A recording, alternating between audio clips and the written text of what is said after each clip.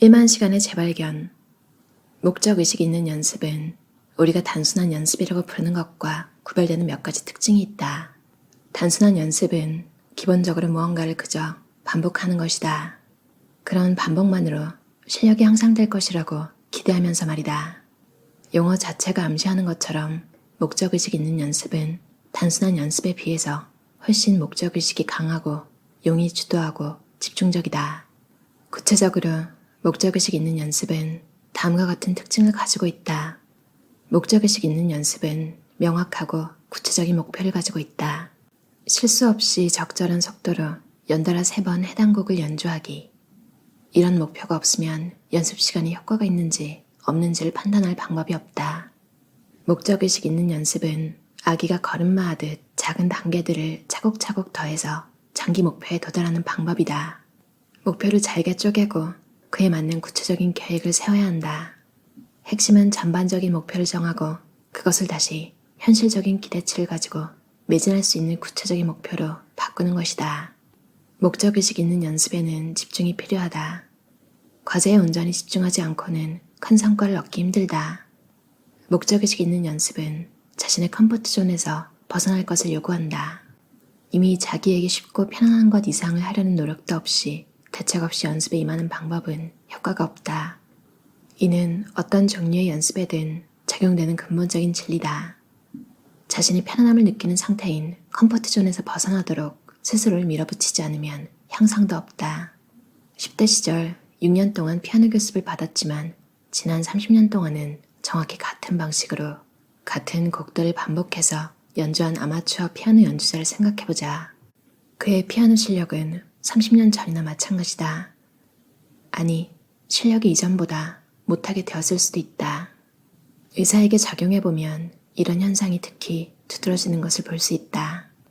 전공의들을 대상으로 객관적인 수행 능력을 측정한 연구 결과 20년 또는 30년 동안 진료를 한 의사가 갓 의대를 졸업한 2년 차나 3년 차 풋내기 의사보다 못했다. 알고 보니 의사들이 하는 일상진료의 대부분이 실력을 향상시키는 일과 무관했으며 심지어 실력을 유지하는 일과도 무관한 것으로 드러났다. 도전의식을 북돋우거나 컴포트존에서 벗어나도록 유도하는 상황이 거의 없기 때문이었다. 이런 교훈과 관련하여 내가 특히 좋아하는 사례는 벤저민 프랭클린의 체스 실력에 관한 것이다. 프랭클린은 미국인 최초의 유명한 천재다. 다재다능했던 프랭클린이 가장 열정을 쏟았던 분야는 의외로 체스였다. 그는 미국 최초의 체스 기사 중 한 사람으로 미국에서 진행되었다는 최초의 체스 경기 참가자이기도 하다. 그는 50년 이상 체스를 두었고 나이가 들면서 점점 많은 시간을 체스에 쏟았다. 또한 일찍 자고 일찍 일어나라는 유명한 명언을 남겼음에도 스스로는 보통 오후 6시쯤부터 체스를 시작하여 밤을 꼴딱 새우곤 했다. 벤저민 프랭클린은 워낙 똑똑한 사람이었다. 그리고 그는 수천 시간을 체스를 하며 보냈고 이따금 당대 최고의 체스 고수들과 게임을 즐겼다. 그래서 프랭클린은 체스의 고수가 되었을까? 그렇지 않다. 그의 체스 실력은 보통 이상이었지만 유럽의 네로라 하는 선수들과 비견되기에는 부족했고 최고 수준에는 더더구나 미치지 못했다. 프랭클린은 자신의 체스 실력이 향상되지 않는 이유를 알지 못했다. 그렇지만 지금 우리는 알고 있다. 프랭클린은 결코 스스로를 강하게 채찍질하지 않았고 컴포트존을 벗어나지 않았으며 실력 향상에 필요한 목적의식 있는 연습에 시간을 들이지도 않았다. 그는 30년 동안 같은 곡을 같은 방법으로 연주한 피아노 연주자와 다르지 않았다. 이는 실력을 정체시키는 비법이지 실력을 향상시키는 비법이 아니다. 일반적으로 해결책은 더 열심히 하기가 아니라 다르게 하기다. 장애물을 넘어서는 가장 좋은 방법은 다른 각도에서 접근하는 것이다. 이것이 교사나 코치와 함께하는 것이 유용한 이유 중 하나다. 여러분이 마주칠 가능성이 높은 장애물에 이미 익숙한 사람은 그것을 극복할 방법을 제시해 줄 수 있다. 어쨌거나 절대적인 시간은 필요하다. 의식적인 연습은 매우 전문화된 형태의 연습이다. 인간의 노력이 필요한 거의 모든 영역에서 우리는 자신의 수행 능력을 향상시킬 엄청난 능력을 가지고 있다. 올바른 방법으로 훈련하기만 한다면 말이다. 이것이 내가 생각하는 핵심 메시지다. 만약 우리가 무언가를 몇백 시간 연습한다면 분명코 많은 진전을 이루게 될 것이다. 그러나 이것은 인간이 지닌 가능성의 표면만 살짝 건드린 정도에 불과하다. 우리는 이후로도 계속 나아갈 수 있고 지속적으로 나아질 수 있다. 얼마나 나아지고 실력을 키울 것인지는 각자에게 달려있다. 조직에서 수행 능력을 향상시키는 첫 번째 단계는 구성원들이 평상시와 다름없는 안이한 태도를 버려야만 발전이 가능하다는 사실을 인식하는 것이다. 그렇게 하려면 사람들 사이에 만연한 잘못된 통념 3가지를 인식하고 거부해야 한다. 첫째는 인간의 능력이 유전적으로 규정된 특성에 의해 제한된다는 오랜 믿음이다. 올바른 연습을 한다면 거의 모든 사람이 자신이 선택하고 집중하는 어떤 영역에서든 실력을 향상시킬 수 있다. 말하자면 우리는 자신의 잠재력을 만들어낼 수 있다. 두 번째 잘못된 통념은 어떤 것을 충분히 열심히 하면 반드시 실력이 나아질 것이라는 생각이다. 지금쯤은 여러분도 이런 어리석은 생각에서 많이 벗어났을 것이다. 같은 일을 정확히 같은 방법으로 반복하는 것은 실력을 향상시키는 처방이 아니다. 정체와 점진적인 쇠퇴로 가는 길일 뿐이다. 세 번째는 노력만 있으면 실력이 향상된다는 생각이다. 관리, 판매, 팀워크 등은 모두 전문적인 기술이며 특정 기술을 향상시키는 데 맞추어 특별히 고안된 연습 방법을 사용하지 않으면 열심히 노력해도 크게 나아지지 않는다. 연습을 하는데 발전이 없다면 타고난 재능이 부족해서가 아니다. 올바른 방법으로 연습하고 있지 않기 때문이다. 수행 능력을 향상시킬 효과적인 방법을 찾는 직장에 몸담고 있는 누구든 내가 하는 기본적인 조언은 의식적인 연습 원칙을 따르는 연습 방법을 찾으라는 것이다. 자신의 컴포트존 밖으로 나와서 쉽지 않은 일을 시도하도록 사람들을 압박하고 밀어붙이는가? 현재 상태와 개선점에 대해서 즉각적인 피드백을 제공하는가? 그런 연습 방법을 개발한 이들이 해당 분야 최고 실력자를 파악했으며 이들을 다른 사람과 구분시키는 차이가 무엇인지 밝혀냈는가?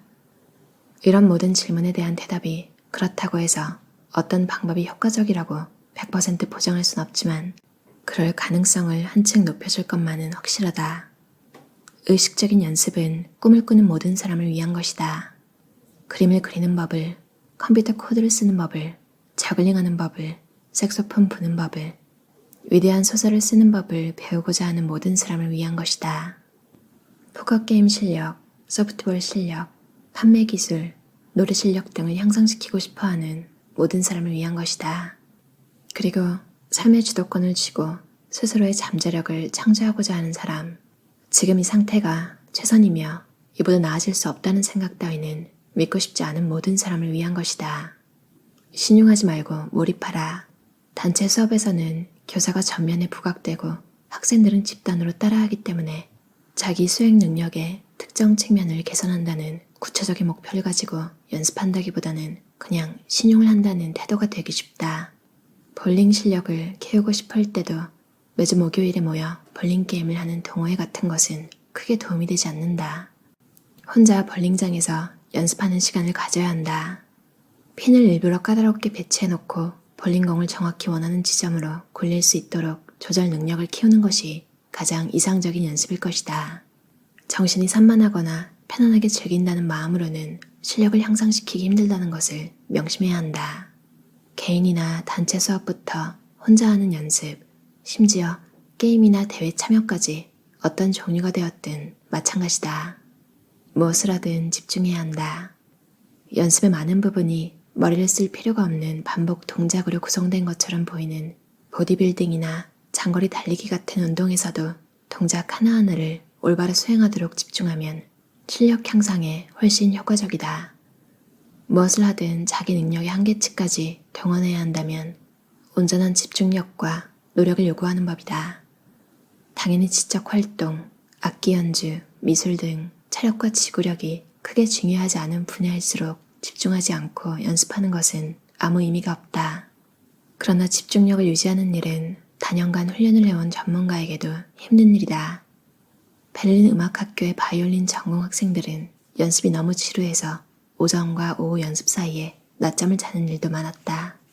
이제 막 연습에 집중하는 법을 배우는 사람에게는 몇 시간씩 집중하기란 쉬운 일이 아니다. 그러므로 훨씬 짧은 시간으로 시작해서 서서히 집중하는 시간을 늘릴 필요가 있다. 나는 집중하고 몰두하는 것이 무엇보다 중요하므로 보다 분명한 목표를 가지고 짧은 시간 동안 훈련하는 것이 새로운 기술을 한층 빠르게 익히는 최선의 방법이라고 말했다. 70%의 집중력으로 장시간 연습하는 것보다 100%의 집중력으로 단시간 연습하는 편이 낫다. 더 이상 효과적으로 집중하기 힘들다는 느낌이 들면 연습을 끝내라. 또한 충분한 수면을 취해 최고의 집중력을 가지고 훈련할 수 있도록 해야 한다. 집중하고 고치고 반복하라. 목적의식 있는 연습 또는 의식적인 연습의 대표적인 특징은 할 수 없는 무언가를 시도하고 반복해서 연습하되 자신이 어떻게 하고 있는지, 부족한 부분은 어디인지, 어떻게 해야 잘할 수 있는지에 집중하면서 한다는 것이다. 업무, 학업, 취미활동 같은 실생활에서는 이처럼 집중력을 발휘하면서 반복할 자연스러운 기회를 좀처럼 가지기 힘들기 때문에 실력을 향상시키려면 스스로 그런 기회를 만들어내야 한다. 교사 없이 어떤 기술을 효과적으로 연습하려면 소위 3F를 명심하는 것이 좋다. 집중, 피드백, 수정이다. 기술 반복과 효과적인 분석이 가능한 구성 요소로 잘게 쪼갠 다음 자신의 약점을 파악하고 바로잡을 방법을 찾아라. 안드레스 에릭센 그리고 로버트 풀 저자의 1만 시간의 재발견이라는 책이었어요. 살면서 궁금했던 많은 것들에 대한 답이 있었는데요. 잠깐이라도 집중해서 확실히 하는 게 나을까 아니면 오래 붙어있는 게 그래도 나을까? 딱 집중해서 하고 쉴 땐 쉬는 게 맞는 것 같아요. 그냥 노출이 많다고 배워지는 게 있나? 뭐 그냥 영어로 라디오 틀어놓고 이러면 영어가 는다 이런 이야기도 있었잖아요. 그런 걸로 실제로 효과를 보셨다는 이야기도 본 적이 있긴 하지만 그것만 해서 늘은 실력은 아닐 거라고 믿어요. 그리고 벤저민 프랭클린은 작가로서는 그 1만 시간의 재발견, 그러니까 정말 정확한 연습법, 글을 쪼개고 다시 쓰고 분석하고 이걸 계속 반복을 했대요. 정말 집중해서. 그래서 정말 좋은 작가로 평가를 받기도 했죠. 체스에 관해서는 즐긴 거죠. 그러니까 재밌고 그렇다고 느끼긴 하는데 컴포트존을 안 벗어난 거예요. 목적의식이 있는 연습을 하지도 않았고 이 책을 보고 예전에 서장훈 씨가 이렇게 강의를 하는 그런 영상 같은 게 되게 유행했잖아요.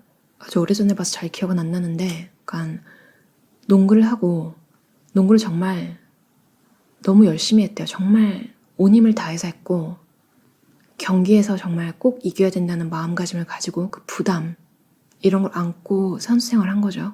그러니까 정말 이악 물고 선수 생활을 했다는 이야기를 들었는데 반면에 반대되는 뭐 즐기면서 해야 진짜 위너지 이런 이야기도 많잖아요. 근데 이게 어떻게 보면 그 사람이 성공한 레벨 이런 것도 보는 게 좀 중요한 것 같아요. 분명히 그렇게만으로도 탁월한 성과를 보이는 그런 영역이 있는 것 같고 그리고 취미로 마음 편하게 가지세요. 마음 편하게 먹으세요. 뭐 이런 분위기의 곳에 가면 여러분만 혼자 진지하게 막 정말 막 조급한 마음과 그 불안감과 그런 걸 다 안고 너무 진지하게 혼자 하고 있으면 혼자 이상한 사람처럼 되잖아요. 그러니까 다시 중요한 건 내가 어떤 사람인지 아는 게 정말 중요한 것 같아요. 이 책에 그것과 관련된 내용이 있는데 10여 년 전에 스웨덴의 연구진이 노래교실 수업 도중과 이후에 두 집단의 사람들 연구했대요. 그러니까 직업 가수인 쪽과 아마추어 쪽 양쪽 집단 모두 6개월 동안 수업을 받았는데 최소 연구진은 심전도, 혈액 샘플 채취, 얼굴 표정 같은 육안 관찰 등 다양한 측면에서 실험 참가자들을 측정했다.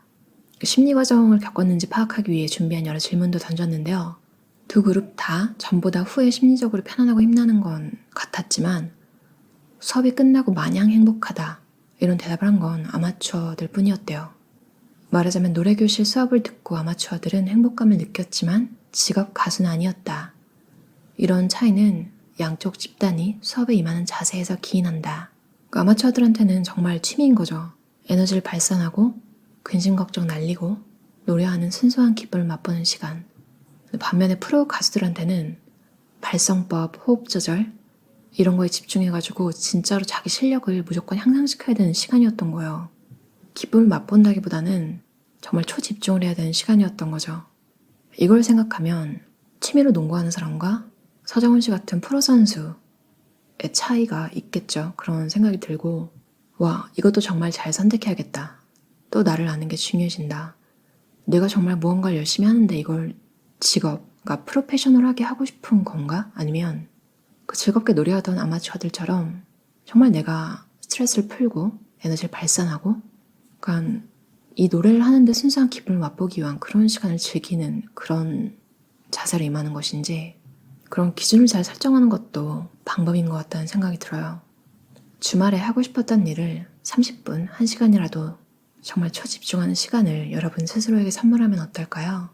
뭔가를 그만둘 이유를 약화시키는 방법으로 온갖 의무와 방해로부터 자유로운 연습을 위한 고정 시간을 따로 떼어두는 걸 추천한다고 해요. 다들 이 내용 참고하셔서 즐겁고 행복한 삶 사셨으면 좋겠어요. 들어주셔서 감사합니다.